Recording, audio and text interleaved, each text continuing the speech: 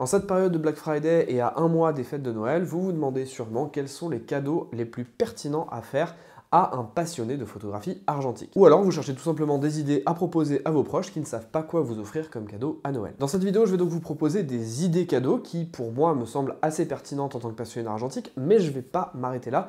Je vais aussi vous proposer des contre-idées cadeaux, c'est-à-dire des idées cadeaux qui vous paraissent être des bonnes idées, mais qui en fait en sont pas vraiment. Bien entendu, je vous mettrai tous les liens dans la description des produits dont je parle dans cette vidéo. Je précise que les liens qui mènent vers le site Digitphoto sont des liens affiliés, c'est-à-dire que je touche une petite commission si vous commandez via ce lien ou via mon code capteur argentique tout attaché. L'argent que je touche de ces liens d'affiliation me permet principalement de financer cette chaîne et de vous proposer du contenu gratuitement.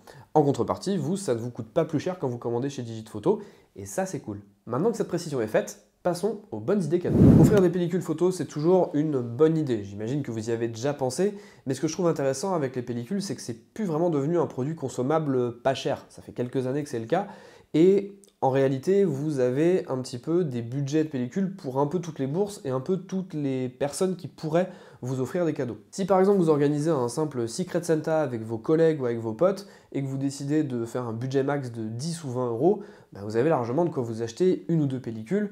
Voilà, c'est un petit cadeau qui fait plaisir. Et en même temps, si vous êtes un grand fou et que vous adorez shooter de la portrait en 8x10, vous avez la possibilité de lâcher 200 euros dans des pellicules si jamais vous avez un oncle ou une tante assez riche pour vous offrir ça. Et si on prend par exemple un budget de cadeau moyen de 20 à 50 euros, on va dire, vous avez pas mal de choix finalement. Vous avez la possibilité de faire des petits packs de pellicules un peu différents du noir et blanc, de la couleur, ou vous pouvez aussi vous orienter vers des packs de 3 pellicules identiques. Kodak fait ça depuis longtemps avec la Gold ou l'Ultramax par exemple, mais il y a aussi l'homographie qui le propose en couleur avec ces pellicules. Ils le font d'ailleurs en noir et blanc aussi.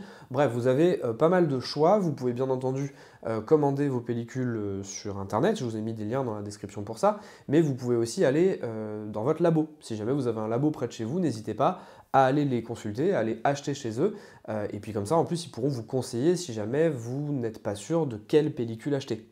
C'est pas mal ça aussi. Un deuxième cadeau auquel on pense pas forcément mais qui est pourtant vachement utile et qui est dans le prolongement de l'achat d'une pellicule, c'est d'acheter des bons de développement. Développement scan, bref, peu importe, mais des bons à dépenser dans un laboratoire photo. C'est une super idée cadeau parce que finalement, faire développer et scanner ces pellicules, c'est pas gratuit, ça coûte un petit peu de sous, presque des fois autant que l'achat de la pellicule, donc c'est pas quelque chose à négliger dans une pratique de la photo argentique.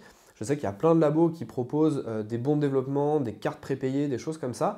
C'est hyper cool d'offrir ça à quelqu'un qui fait de l'argentique. Ça lui assure peut-être 3, 4, 5, 6, une dizaine de développements peut-être. Donc à mon sens, c'est une super idée cadeau. Et en plus de ça, ça peut carrément inciter une personne qui serait débutante occasionnelle à faire des développements un petit peu plus réguliers. La troisième idée que je voulais vous proposer, c'était d'acheter un pose-mètre ou une cellule. Alors là, les budgets sont peut-être un petit peu plus élevés, quoique vous en trouvez beaucoup en occasion, mais je vous ai peut-être pas dit ce que c'était un pose-mètre ou une cellule. Un pose-mètre ou une cellule, ça permet tout simplement de mesurer la lumière, mais de manière extérieure à son boîtier. La plupart des appareils photo ont ce qu'on appelle une cellule interne ou un pose-mètre interne qui permet de mesurer la lumière. Mais il se trouve que dans pas mal d'appareils d'occasion, cette cellule ne fonctionne pas forcément. Alors des fois c'est gênant parce que on est obligé d'avoir la cellule qui fonctionne pour que l'appareil fonctionne. C'est notamment le cas des modes semi-automatiques ou tout automatique. Mais dans certains appareils, ne pas avoir de cellule, c'est pas très grave. Par contre, si vous avez une cellule externe qui mesure la lumière, en fait, elle va vous permettre de mesurer la lumière et ensuite de reporter vos réglages en manuel sur l'appareil photo. Et ça, c'est clairement un cadeau qui est, à mon avis, un peu sous-coté, parce que personnellement, dès l'instant où j'avais acheté ma première cellule d'occasion, je vous en ai d'ailleurs parlé sur la chaîne et je vous mettrai le lien là-haut en description, pour une petite centaine d'euros, je me suis acheté une cellule à main, un pose-mètre externe en gros, et ça m'a permis de mieux lire la lumière. Vraiment, je blague pas quand je dis ça. Ça m'a vraiment permis d'aller chercher les endroits où je voulais faire la mesure de lumière, de comprendre un petit peu mieux ma scène, et ça m'a donné vachement de rapidité et d'analyse rapide de ma scène. Donc je sais maintenant beaucoup mieux exposer mes photos et surtout les exposer plus rapidement et avec beaucoup plus d'intuition. Si vous êtes dans une démarche de progression en argentique et que vous voulez passer un cap, à mon avis, il vous faut une cellule. Je ne sais pas si vous partagez d'ailleurs mon avis dans les commentaires, n'hésitez pas à me le dire. Voilà, je pense que c'est une super idée cadeau. Alors effectivement, il y en a qui se trouvent autour d'une centaine d'euros. Il y a des cellules neuves qui coûtent beaucoup plus cher, autour de 300, 400, 500 euros. C'est pas du tout utile d'aller dans ces budgets-là.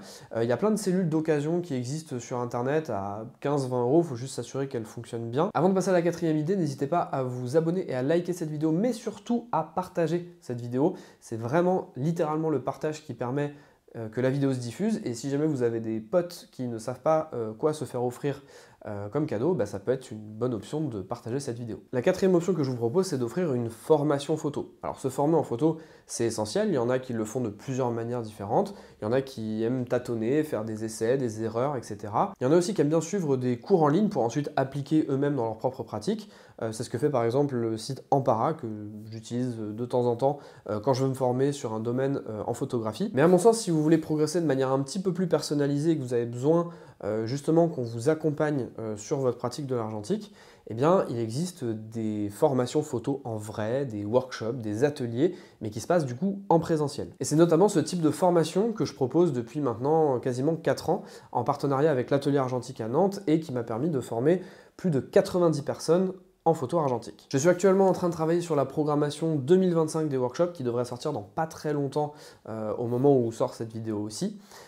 Si jamais tu vois que les dates ne sont pas encore affichées, n'hésite pas à m'écrire un petit mail directement depuis le site. Ça me permettra de te prévenir en avance par rapport à la diffusion publique des workshops qu'il y aura et tu pourras réserver ta place un petit peu en avance. Voilà, je t'en dis pas plus, le lien est dans la description si jamais ça t'intéresse. Le cinquième conseil, c'est un conseil un petit peu aussi bateau que d'acheter des pellicules, mais qui est important quand même, c'est d'acheter des livres photos. Alors, quand vous voulez acheter des livres photos à quelqu'un, n'achetez pas le premier livre photo qui vient. Essayez quand même de vous renseigner sur ce que la personne aime bien. Est-ce qu'elle aime plutôt du portrait, du paysage, de la photo de rue, etc. Et regardez un petit peu les photographes qui sont plus ou moins connus dans ces différentes thématiques. Ensuite, vous pouvez directement vous rendre en librairie et regarder un petit peu par auteur quels livres vous sont proposés. À mon sens, il y a 2 types d'ouvrages photo qu'on peut offrir à un photographe. Le premier, c'est des livres, on va dire, d'art plutôt contemplatif, dans le sens où on va faire la part belle aux photos. Bon, on m'a notamment offert une année un livre de Peter Lindbergh aux éditions Taschen, qui est un magnifique bouquin, qui est un énorme pavé, vraiment les photos sont en très grand et il y a énormément d'images, le bouquin est assez épais aussi. Il y a forcément un petit peu de descriptif sur l'auteur, mais il y a surtout 95 voire 99% du bouquin qui est sur les photos en pleine page. Voilà, on profite vraiment presque d'une mini-exposition photo chez soi. Et ça, c'est des livres qui, forcément, peuvent coûter un peu cher, surtout si vous les prenez dans des bonnes éditions. Vous avez aussi une autre possibilité, à moindre frais pour le coup, puisqu'on a des livres photos qui sont des livres un peu de poche. En général, ces livres-là mettent aussi en avant les photos de l'auteur, mais dans un format beaucoup plus petit, ce qui laisse un petit peu plus de place à de la description et au parcours d'un photographe. Donc si par exemple, la personne à qui vous faites un cadeau est intéressée par un thème en photographie, vous trouvez 1 ou 2 photographes qui peuvent correspondre avec ce thème-là et ça permettra d'ouvrir un petit peu les horizons de la personne pour voir que un tel fait plutôt de la photo de rue en noir et blanc, un tel fait plutôt de la couleur, un tel utilise tel type de lumière, etc. Et ça peut venir enrichir une culture photographique. Dans le genre, j'aime bien la collection Photopoche qui existe et qui se trouve à la Fnac et ailleurs, où vous pouvez trouver plein de petits bouquins et faire même la collection de plein de photographes différents à des prix qui tournent autour de 10 ou 20 euros le livre, je crois, quelque chose comme ça. Donc c'est vraiment des bons plans et une bonne idée cadeau pour un photographe et un photographe argentique. Passons maintenant à la deuxième partie de cette vidéo, les fausses bonnes idées. L'idée numéro 1 que je vous déconseille fortement d'acheter, c'est un appareil photo mal révisé, pas fiable. Selon moi, c'est littéralement le meilleur moyen de décourager une personne qui voudrait se mettre à l'argentique.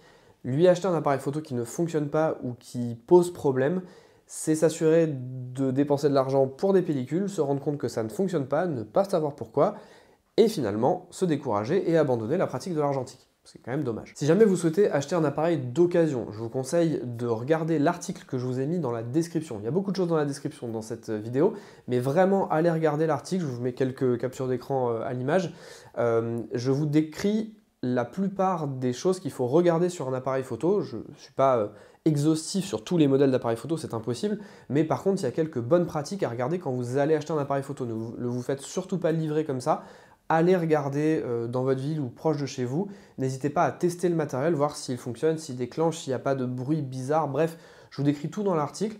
Et si vous avez même l'occasion, testez vous-même l'appareil photo avant de l'offrir. C'est quand même mieux. Et si vous voulez économiser ces différentes phases, vous avez soit la possibilité d'acheter l'appareil photo et de l'envoyer directement à un réparateur qui vous fera toutes les révisions nécessaires. Par contre, effectivement, ça coûte un petit peu plus cher. Et vous avez aussi la possibilité chez certains réparateurs de venir acheter directement des appareils photo qu'ils pourraient vendre, des appareils photo qu'eux-mêmes ont chinés sur Le Bon Coin, eBay, etc., qu'ils ont réparé eux-mêmes, et en général, quand ils vous le vendent forcément un petit peu plus cher que sur Le Bon Coin, mais surtout, ils vous donnent en général une petite garantie, 3 mois, 6 mois, 1 an pour les plus généreux, mais au moins ça vous permet d'être assez serein ou sereine sur l'appareil que vous allez offrir à la personne qui fait de la photo. Deuxième fausse bonne idée, à mon avis, mais là je ne sais pas si tout le monde va être d'accord avec moi, c'est d'acheter un énième accessoire et notamment un énième filtre pas cher. Dans beaucoup de brocantes et de foires, on trouve tout un tas de matériel, des appareils photo, des accessoires, etc. Et ce qui revient assez souvent, c'est des personnes qui vendent voilà, des petits lots de filtres, etc. Des fois, c'est des filtres qui ont une utilité technique pour arriver à améliorer une photo. Et puis, il y en a des fois, c'est des utilités plutôt fantaisistes. On va dire c'est des filtres qui permettent de faire des effets, des créations, etc. Honnêtement, je vous déconseille d'acheter ce genre d'objet parce qu'en fait, ça va être un peu le cadeau gadget à mon sens où la personne va peut-être l'utiliser une fois et puis après, l'accessoire et le filtre, il va finir au fond du sac à dos, voire au fond de l'armoire et puis personne ne l'utilisera.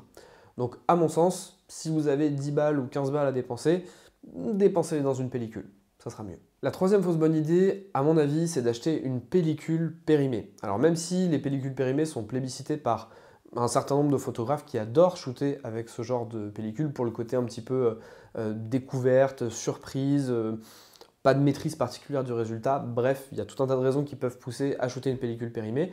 Mais honnêtement, si vous voulez faire un cadeau et à moins d'avoir un pote ou une pote qui est vraiment fan de ce genre de pellicule, je vous déconseille de l'acheter. Pourquoi? En fait, les pellicules périmées, et surtout si elles ont mal été conservées, elles vont avoir des dérives de couleurs. Donc en fait, les couleurs ne vont pas être tout à fait justes, voire pas justes du tout sur les films. Et surtout, la difficulté principale, c'est qu'elles sont quand même beaucoup plus difficiles et délicates à exposer. Une pellicule argentique, ça s'expose voilà, plus ou moins facilement selon les pellicules. Mais là, une pellicule périmée, c'est quand même un petit peu chaud pour avoir des bons résultats et une bonne exposition. C'est pas toujours évident. Donc, j'ai envie de dire que c'est pas le cadeau le plus simple que vous pourriez faire à quelqu'un qui fait de l'argentique et notamment quelqu'un qui débute. Bon, après, si vous trouvez une pellicule comme ça, tombée du camion, enfin, tombée du camion, ça fait longtemps qu'elle est tombée du camion, mais voilà, pourquoi pas. Mais bon, honnêtement, n'achetez pas un lot à 40 € juste pour avoir des pellicules moins chères. C'est pas une super idée. Quatrième fausse bonne idée, une carte SD. Oui, on fait de l'argentique, donc une carte SD, ça servira pas. Et vous, quelles sont vos bonnes ou fausses bonnes idées de cadeaux? N'hésitez pas à mettre ça en commentaire. En attendant, n'hésitez pas à vous abonner, à liker, à me suivre sur mes différents réseaux. Encore une fois, tout est dans la description. Et en attendant, moi je vous dis à la prochaine. Salut!